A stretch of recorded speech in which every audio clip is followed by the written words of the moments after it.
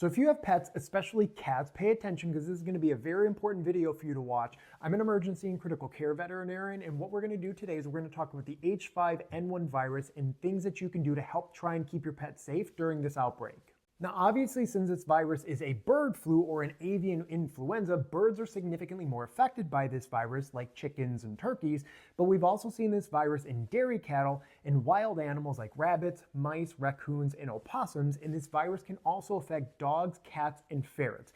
Now, if you have a dog, thankfully they're not really affected by the virus too much. Cats and ferrets, on the other hand, this virus can be very deadly to them. There's three big ways that pets can be exposed to this virus.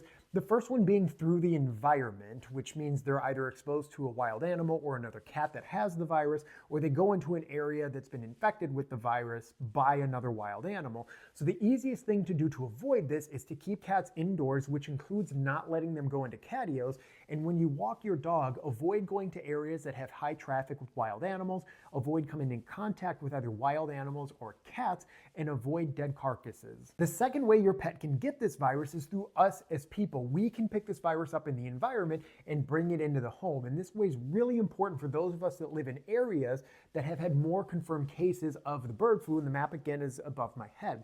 So if you live in one of those areas, or if you just want to be extra cautious, the way you can help avoid this one is once you come home, take your shoes off and change your clothes before you ever interact with your pet, and make sure you wash your hands. The third major way that your pet can be exposed to this virus is through food products. Now, specifically raw meat, raw milk, and raw eggs. So right now, especially if you have a cat, my ultimate recommendation would be to avoid feeding raw products in general. Now, that does include human grade. It also includes commercially available raw products, high pressure pasteurized raw products, and it also includes freeze-dried raw products.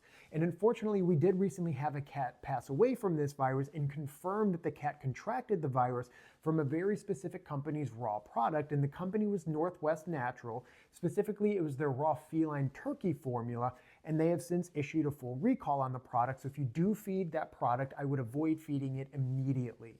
For those of you that are still with me, the clinical signs of the bird flu in pets can be broken down into two categories: upper respiratory tract signs and neurological signs. So if you're seeing any of these signs in your pet, I would recommend contacting your family veterinarian to have them give you instructions on what to do next.